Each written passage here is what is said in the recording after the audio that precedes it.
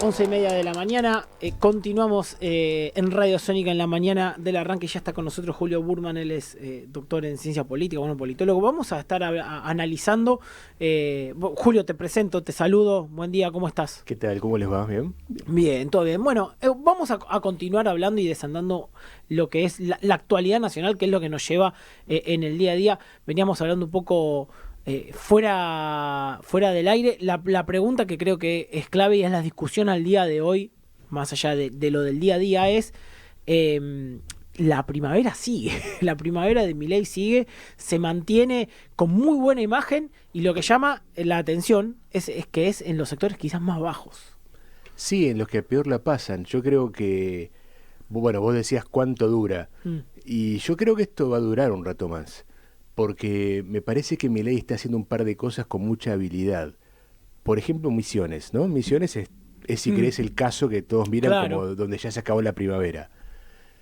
Y Misiones, bueno, es un problema en el cual los misioneros están cobrando poco y tienen precios infernales, ¿no? Lo que nos pasa a todos, pero clave misionera. Ahora, los misioneros le echan la culpa al gobernador. ¿Por qué? Sí, Porque hasta, a ver, están los carteles, claro, que decía esto, el problema de la gobernación, así claro, simple y llano. Y la verdad que no es tan así, o sea, la inflación no es culpa de los gobernadores. Que los salarios sean bajos, tampoco, pero bueno, ponele que ahí podés decir, el gobernador me paga el salario, me está pagando poco, es cierto, ¿viste? Ahí un docente gana 300 lucas, no se puede. Pero el punto es que le echan la culpa al gobernador porque es la casta, porque lleva 20 años gobernando, bueno, él y su partido, el partido Frente Renovador para la Concordia. Y muchas provincias tienen este miedo, o sea, esto es nuevo. Siempre al gobernador le echabas la culpa de cosas bien provinciales, o al intendente. Claro. Pero ahora se está reconvirtiendo y le echan la culpa de las cuestiones económicas, que siempre eran el presidente y el ministro de Economía. Por lo tanto, creo que Milei está manejando la opinión pública de modo tal que a él no le echan la culpa de las cosas que están sucediendo.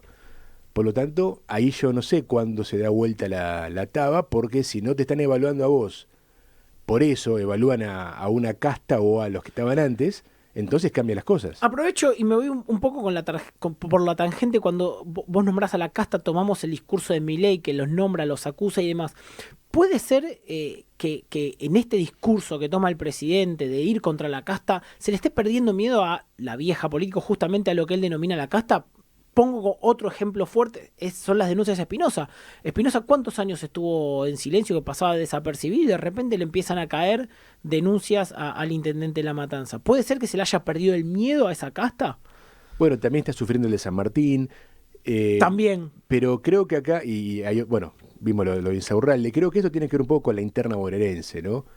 Que es fundamental, porque el gobernador Kicillof, si logra unir a todo el peronismo detrás de sí, y gana las elecciones el año que viene en las legislativas, es otra historia, ¿no? Creo que eso es algo más bonaerense.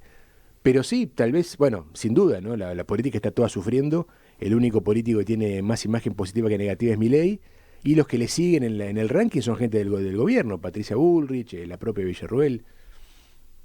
Sí, Julio, sabes que, bueno, escuchando todo lo que comentás, digo, puede ser también que, volviendo a esto hay un cambio de época, ¿no? Sin dudas, y por ahí cuesta entender por ahí de que la gente quizás tiene una esperanza o que Milei no venga de la política o de esta vieja política, tenga como de alguna manera la gente una esperanza de que vamos a estar bien si la pasamos mal, que es un discurso que por ahí también ya vino desde el macrismo en algún momento y ahora se vuelve a repetir, pero de alguna manera totalmente distinto con un outsider en la política.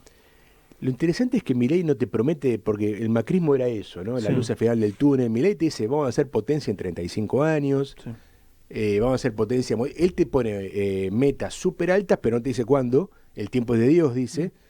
Y mientras tanto, lo que él hace es manejar la bronca. O sea, porque claro, lo loco, si querés, de Milei, lo loco en el sentido de la experiencia que teníamos de que al gobierno se lo evalúa y se le pone puntos en función de cómo te está yendo a vos, Milei logra que la gente más enojada esté más mileísta.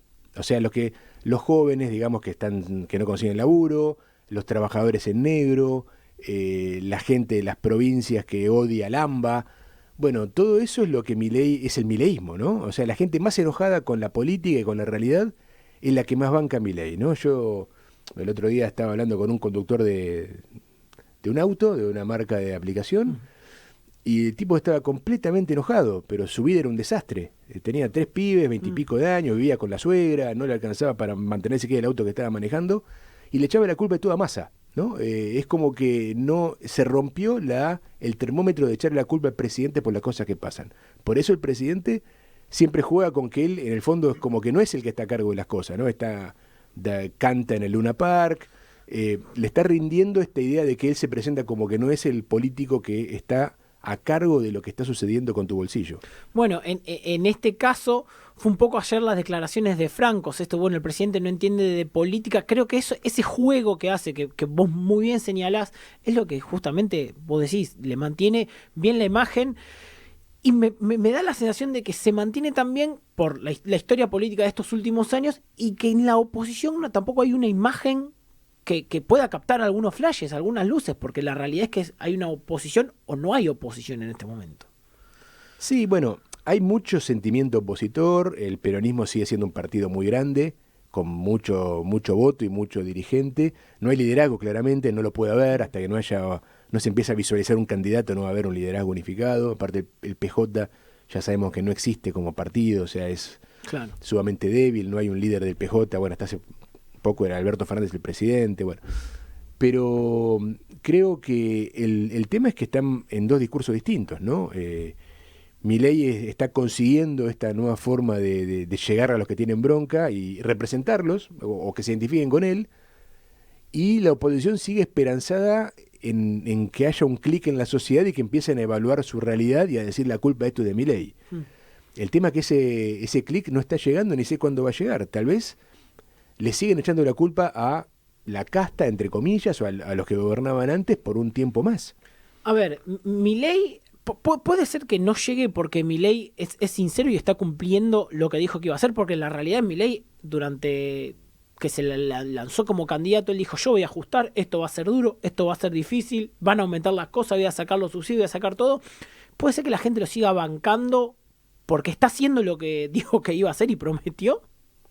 Bueno, también dijo que iba a dolarizar, a cerrar el Banco Central. Dijo algunas cosas que no... En el discurso dijo mucho, pero quizás las bases, las que más nos afectan, que es esto de los aumentos y demás, lo está haciendo. Y quizás también el tema de que lo va a pagar la casta, dijo también en un momento. Bueno, eso también. Entonces, digo, también el hecho de que lo traslada al Congreso de la Nación, que no le aprueban la ley bases, él muchas veces se enoja y dice, bueno, la casta no quiere aprobarme una ley que de alguna manera beneficiaría a varios sectores de la población. Bueno, sí, sobre todo a los inversores, pero creo que eso también es parte de, bueno, una contradicción que él tiene, porque a él le sirve que las cosas no le salgan para poder echar culpas afuera, ¿no? De alguna forma es el primer gobierno en la historia democrática que lleva casi 6 meses sin aprobar una sola ley, y parece medio cómodo hasta con la situación. Pero eso también tiene un límite, porque si bien a él le sirve para su discurso ante la opinión pública, decir, miren, no puedo... Ustedes están como están porque la casta no me deja gobernar, pero también si vos querés que vengan los inversores, etcétera, ¿qué inversor va a traer su inversión, sus cientos de millones de dólares para una inversión en minería, por ejemplo, cuando hay un país cuyo gobierno no puede aprobar una sola ley? Eso es una enorme inseguridad para la economía. Por lo tanto, creo que ahí Milei en algún punto va a tener que dejar de jugar todo el tiempo ese juego del antihéroe que la casta lo tiene cercado. Va a tener que meter goles en algún momento, y cuando meta goles ahí hay que ver si no pasa lo tan temido por Milei, que es que lo empiecen a evaluar a él como el presidente. Claro. Bueno, estamos hablando con Julio Burman, él es politólogo, profesor, estamos desandando un poco y desmenuzando un poco lo que es la actualidad.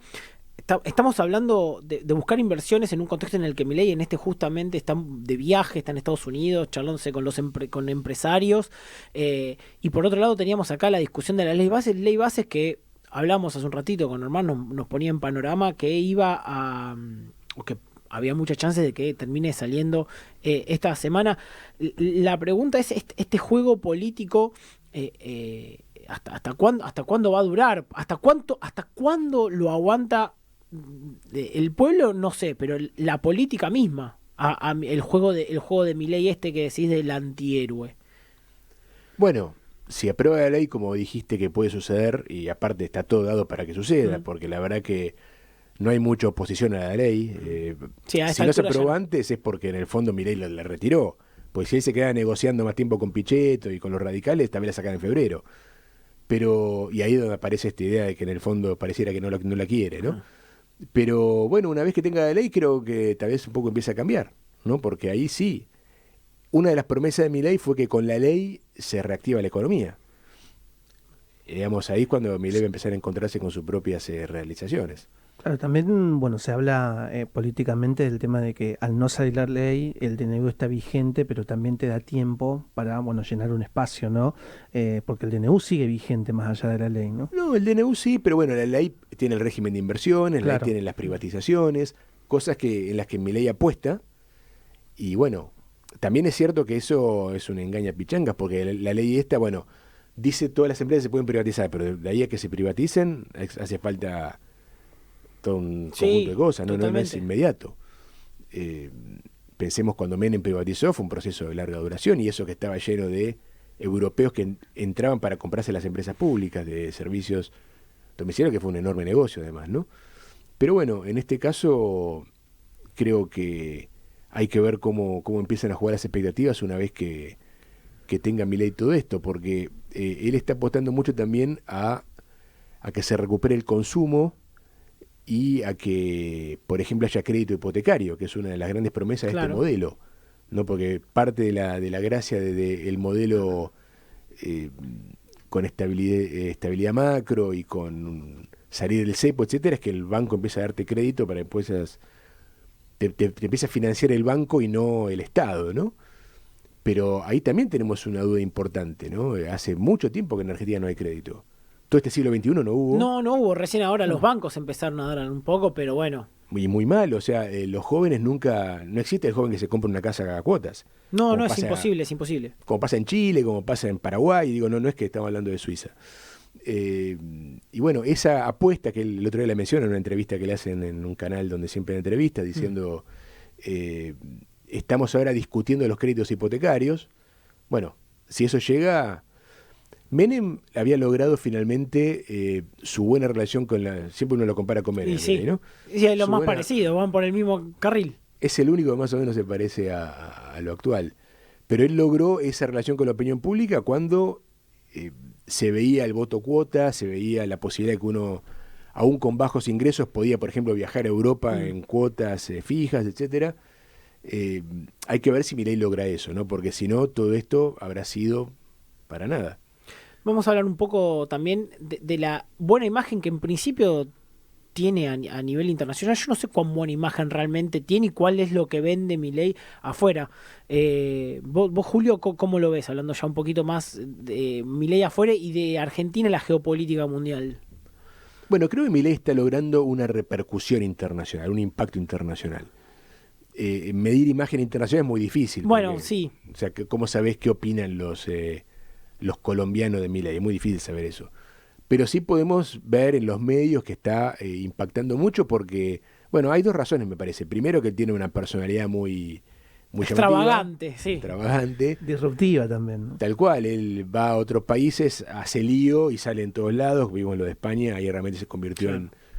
Pero además él está teniendo una repercusión especial como un representante de la nueva derecha a nivel internacional. Hay toda esta corriente que representan Trump, Bolsonaro, etcétera, que hoy tiene poca gente gobernando, porque Trump y Bolsonaro, por ejemplo, que son los más notorios, desde Argentina al menos, no están gobernando actualmente, y lo que quedan son Milei y Giorgia Meloni de Italia. Por lo tanto, es como que Milei se convierte en un personaje de la nueva derecha donde va. Él fue a España a hacer campaña por Vox, Sí, partido que va sí, tercero, claramente. pero fue un acto partidario, no... Por lo tanto, está logrando este protagonismo donde, además, donde va, a él lo reciben sus socios de esta corriente internacional, que además hacen un tipo de política de mucha confrontación. Por lo tanto, Milei logra eso, ¿no? Mucho volumen de repercusión, que a eso se le suma también el tema de los empresarios tipo Elon Musk, a los que les encanta el discurso ultraliberal de Milei, ¿no? Sí, Omar. Sí, yo ahí estaba pensando, digo, porque, digo, volviendo al plano quizás nacional, digo, ¿qué rol tiene hoy el peronismo? Ni hablar el PRO, que en el caso de que algún día decida irse, seguramente no va a ser visto como la oposición, va a ser un aliado de la Libertad Avanza, ¿no? Bueno, hoy el PRO está partido en tres, tiene un debate muy fuerte. Está los que quieren fusionarse, como decías, con la Libertad Avanza, que es liderados por Patricia Bullrich. Están los que quieren ser opositores netos, tipo el larretismo residual. Y en el medio está Macri, que está buscando algo que no sé si va a funcionar. Creo que acá Macri, Macri sabe lo que hace, no por nada fue presidente, pero me parece lo que plantea Macri de estar en un punto medio entre la oposición y el oficialismo, en la Argentina no va a funcionar. Creo que Macri estuvo apostando hasta ahora a que Milei iba a tener un fracaso estrepitoso y que él estaba como figura de recambio. Esa es un poco la lectura que deja Macri en estos 6 meses. Pero creo que en la provincia de Buenos Aires, por ejemplo, Kicillof ya está aceptando que Milei no va a ser un fracaso. Kicillof se está preparando para ser él un líder opositor. Sí. La oposición real, ¿no? Sería. Tal cual, yo que Kicillof ya todo esto que veíamos de que hablabas de Espinosa, etcétera, en el fondo pareciera un armado hacia el 2025. Ya el peronismo se está empezando a organizar para enfrentar al mileísmo. Claro, el famoso movimiento de bases para empezar a armarse, que en principio sería, o por lo menos lo que se ve a priori, es la oposición más real, porque podemos ver Macri, yo soy el recambio, pero bueno, va más o menos a una línea, o sería por el mismo sendero, van por el mismo camino. En cambio, por el lado de Kicillof, quizás del peronismo, es la otra rama, están en la otra vereda, y Kicillof al día de hoy creo que es la única figura que en principio está un paso adelante, un escalón más arriba, porque Sergio Massa todavía está muy guardado. Se lo vio en una de las marchas, en uno de los paros hace unos meses, pero nada más, está muy callado, está muy tranquilo, y el avispero del peronismo en general no ve a nadie más que al gobernador de la provincia de Buenos Aires. Y si él se queda como el jefe de la provincia de Buenos Aires, que es lo que se está discutiendo actualmente, ¿no? Entre la cámpora, los intendentes y Kicillof están peleando ahí quién se queda con la jefatura del partido, que se renueva, el partido PJ bonaerense se renueva en octubre o noviembre, no sé bien la fecha definitiva, pero bueno, se está preparando para eso. Creo que ahí primero se decide el partido y luego se deciden las candidaturas. Pero destaco este punto, Kicillof está ya jugando para el 2025, o sea, él dice, el gobierno sigue, Milei es la realidad. Lógico. Creo que ahí Macri sigue atado a la figura de que este gobierno está muy débil, y creo que Kicillof ya está aceptando que no están así. Y creo que tiene razón, o sea, las encuestas dicen, él está fuerte, va a aprobar la ley base, se está quedando con una parte del PRO. Me parece que Milei ya es una realidad innegable, y en ese marco, si está Milei por un lado y el peronismo liderado por Kicillof o por quien aparezca por el otro, la política se empieza a reorganizar en esa dirección. Y ahí se le puede llegar a complicar un poco más el mapa político a Milei, más allá de lo que hablábamos de la ley de bases, que bueno, que lo asume o lo pone a él como en la figura del presidente. Bueno, hacete un poco cargo de lo que te salió a vos. Sí, yo creo que una vez que la política se aclare un poco más, porque ahora está muy confusa, ahí tal vez sí, que si él tiene enfrente a alguien que le recuerda a Milei todos los días, que él es el presidente y que él es el responsable de la vida cotidiana de la gente, bueno, ahí creo que Milei va a estar más amenazado, cuando se lo empieza a poner en el lugar de un político, ¿no? Claro. ¿Cuál es el rol entonces de Cristina Kirchner? Porque digo, también es una figura central dentro del peronismo que de alguna manera da señales, pero y a la vez a veces como que ahora se cayó un poco. Entonces digo, creo que también le está dando paso quizás a Axel Kicillof en algunas cosas, ¿no? Yo creo que, no sé, no es lo que me parece a mí de verla. Sí. Pero yo creo que Cristina, está viendo si Kicillof realmente demuestra que puede convertirse en el jefe del peronismo bonaerense al menos. De hecho, hasta en un discurso de esas apariciones recientes de Cristina, hasta medio le pegó un palito a su propio hijo Máximo, ¿no? Sí. Lo que fue una forma de decir, es la hora del gobernador. Yo creo que Kicillof demuestra que él se convierte ahora en el líder del peronismo bonaerense. Creo que Cristina en el fondo va a ir a avalarlo, ¿no? En sintonía, ¿no? Lo está dejando hacer. Igual no hay que olvidar que el peronismo es mucho más amplio, hay también peronistas en otras provincias. Sí. Muchos están medio deprimidos porque vienen de una derrota muy fuerte, que el peronismo de Santa Fe está arrasado, por ejemplo. En Córdoba no, en Córdoba tienen a Yarlora, que es un personaje que no sabemos bien si está dentro o fuera del peronismo, pero que él está jugando con esa posibilidad. Sí, Yarlora, que da la sensación de que está todo bien con el presidente, está todo bien con el peronismo, está moviéndose en algo como lo que se podía jugar Schiaretti antes de él presentarse como presidente, que estaba ahí seducido por ambos lados. El ejemplo que diste justamente es que eso no funciona. Pues, no, totalmente. Schiaretti se quedó hablando de Córdoba hasta el final y eso no es atractivo para nadie. Pero el tema también que si Kicillof va a representar un neokirchnerismo, eso está un poco en baja en la sociedad argentina. Se está pidiendo al peronismo una renovación y esa no sería la vía, ¿no? Pero bueno, Kicillof también juega con otra cosa, él mismo habló de las nuevas canciones. Sí. Kicillof todavía me parece que es un proceso en marcha. Sí, quizás por ahí el tema de estas viejas recetas, ¿no? El tema de, vieron, muchas veces se critica el tema de cuando hay un discurso, bueno, es un discurso que quizás se quedó en el 2010, ¿no? Con críticas por ahí con más estado presente, y hoy quizás la población quiere otra cosa, porque digo, también hay como un sector que ya no quiere por ahí que el Estado de alguna manera sea todo en la vida de una persona, y por otro sector también tenés personas que por ahí quieren seguir con un modelo que quizás, bueno, se perdió en el 2019. Sí, en realidad, claro, las elecciones, pero en realidad la nostalgia del kirchnerismo está tan presente Sí. en el discurso de Cristina. Bueno, últimamente la está abandonando un poco, Sí. pero es una nostalgia de lo que pasaba en 2011, 2012, porque el kirchnerismo también entró en crisis en 2013 y el gobierno de Alberto Fernández nadie se hace cargo de ese gobierno. Por lo tanto, si vos te quedás recordando la época gloriosa del 2012 cuando había más consumo, está dejando afuera muchísima gente. O sea, hay toda una generación, los sub 30, ya ni se Claro. acuerdan de eso. O sea, te estás hablando, les harás lo de 40 para arriba, y eso sabemos que así no se gana ninguna elección. Por lo tanto, para el kirchnerismo ya no es más una opción el voto nostalgia, ¿no? Ya pasó mucho tiempo, e inclusive el resultado a todas luces no fue bueno, porque si no, no estaríamos con los niveles de pobreza que tenemos y el lamento que es la Argentina contemporánea. Así que para Kicillof es un desafío muy grande, ¿no? Es más fácil para un nuevo, en todo caso, representar lo nuevo. Kicillof tiene que hacer eso desde ser Claro, Kicillof. desde una base peronista histórica y ya teniendo la gobernación en su haber. Y siendo él mismo el ministro Claro. de Cristina, Claro. él también... Un historial importante. Claro, él también juega mucho a que él es nuevo, tiene esa habilidad Kicillof de parecer como que recién llega, pero ya es un señor de 50 y pico de años que atravesó por toda esa etapa del poder y no puede seguir jugando a eso. Bueno, qué sé yo, tal vez sale, no sé. Claro, No, me parece que obvio. también ahí tenés otros peronistas que van como asomando la cabeza también, que bueno, que ya también forman parte de la política, y mucha gente te puede decir la vieja política, ¿no? Hablamos de Moreno, hablamos de Pichetto, que de alguna manera también vienen opinando sobre el peronismo, ni hablar Sergio Massa, que en algún momento yo creo que va a aparecer. De hecho, el último congreso del PJ, él lo hizo a la misma hora, el mismo día, el mismo congreso del Frente Renovador.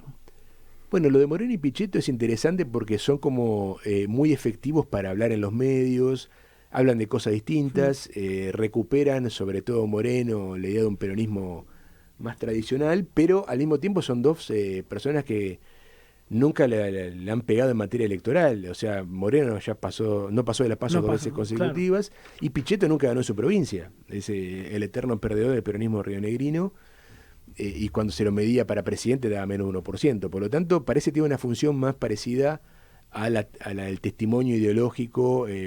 Son dos personas que son muy inteligentes, tienen un discurso articulado, pero tal vez están sentando bases de debates que después toman otros, porque no sé si tienen las condiciones de ellos mismos para liderarlo. Sí, o quizás apuntalar un discurso peronista para que vaya por esa rama, pero hay que ver también cuánto lo sostienen con esto que vos decís de, bueno, tendrán muy buena oratoria, serán tipos históricos que saben, inteligentes y demás, pero bueno, quizás se les llega desde otro lado, que quizás es el de Axel Kicillof, el gobernador.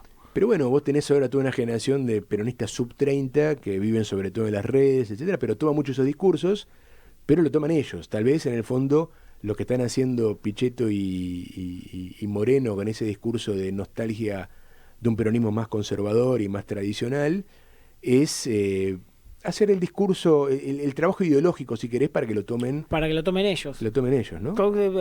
Terminan Pichetto y Moreno como streamers en algún canal de YouTube. O educadores de streamers. Educadores de No, streamers pero digo, también ahí. recuperar también, porque digo, es verdad lo que decís recién, retomo lo que decías. Hay personas que tienen esa nostalgia de 30, 40 años, pero ¿qué hacemos con los nacidos en los 2000, ¿no? O 2002, por ejemplo, que ya votan y demás, y que de alguna manera consumen, porque digo, no van a entender quizás esas nostalgias, quizás setentista porque lo leen, ¿no? Más me refiero a la Cámpora, ¿no? Que en su momento fue como la juventud del kirchnerismo, y hoy de alguna manera hay una juventud peronista que de alguna manera todavía no nace o no hay representantes por ahí sólidos de jóvenes centennial, si se quiere, del peronismo. No, y yo creo que hay condiciones para que surjan. Sí. Probablemente van a surgir de lados distintos, porque el sindicalismo o las carreras políticas provinciales o el propio PJ no permiten que ese tipo de liderazgos surjan. Son estructuras donde se impone el que tiene la caja, el que tiene el aparato, y cada tanto invita a alguien a participar, como pasaba con Ofelia Fernández, algún caso de este tipo, pero son invitados de reparto, ¿no? Claro, dicen, bueno, estás en la lista, pero no manejas nada. Y bueno, así no funciona, ¿no? Porque el liderazgo justamente necesita demostrar que está a cargo de las cosas. Es una buena pregunta si el peronismo va a tener la capacidad de producir nuevas formas de convertirte en líder. Hasta ahora ya sabemos cuál es la forma del peronismo, es la tradicional de la carrera política en el aparato. Y esa forma inclusive está medio quebrada, ¿no? Porque ya vimos, por ejemplo, que el peronismo hace muchos años que tiene muchos gobernadores, pero esos gobernadores no se pueden convertir en candidatos. Claro, no mantiene una figura. Quiero retomar algo que ambos hicieron referencia y dijeron, y me parece interesante charlarlo. ¿Hasta cuánto el peronismo con su historia, con su fuerza, puede vivir de esta nostalgia, de esta liturgia peronista? ¿Cuánto más se aguanta? ¿Se puede reformular? Es la pregunta, quizás, esta liturgia, para que los jóvenes se enganchen y puedan retomar este liderazgo que, bueno, tendría que reformularse estructuralmente el peronismo como para que surja. Bueno, es una pregunta súper interesante porque es muy difícil de responder, pero el peronismo es uno de los pocos movimientos del mundo que logra que esa nostalgia litúrgica siga vigente, porque en el fondo estás añorando, vos decís los 70. Los 70, en realidad lo que añora el peronismo son los 40 y los 50. No, yo digo la Cámpora, viste que la Cámpora tiene una nostalgia setentista muchas veces. Pero fracasó. Sí. O sea, la Cámpora justamente está demostrando que no produjo nada. O sea, la Cámpora funcionó solamente bajo como la fuerza égida de choque en algún momento y listo. No, eso por un lado, tal como decís, y también como un banco de suplentes de funcionarios cuando Cristina estaba en el poder. Digamos, sin Cristina en el poder la Cámpora no estaba funcionando. Y sí, la Cámpora añoró unos 70 que no eran muy añorables, en realidad, pero la promesa del peronismo de volver a la época de Juan y Eva Perón sigue siendo muy atractiva. Obviamente ya a esta altura es mítica, imaginaria, recontra inventada inclusive, porque muchas de las cosas que se dicen del peronismo ni siquiera responden a la verdad histórica, si es que hay tal cosa.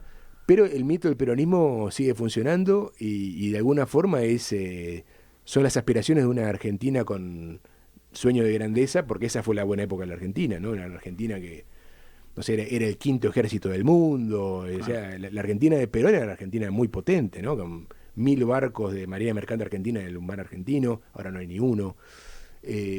Por lo tanto, creo que en el fondo el peronismo conecta con ese deseo de grandeza de la argentinidad, de los 3 mundiales, ¿no? Bueno, en parte es eso, ¿no?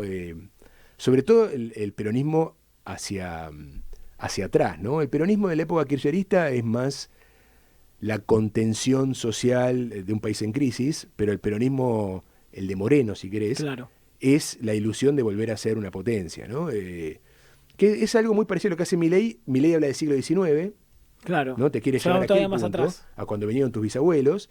El peronismo te quiere llevar a cuando tus abuelos tenían una casa con parrilla y auto en Ciudad Evita, siendo un obrero tal vez, ¿no? Las dos son ilusiones imaginarias que son muy apelativas para los jóvenes que están pedaleando un Rappi, ¿no?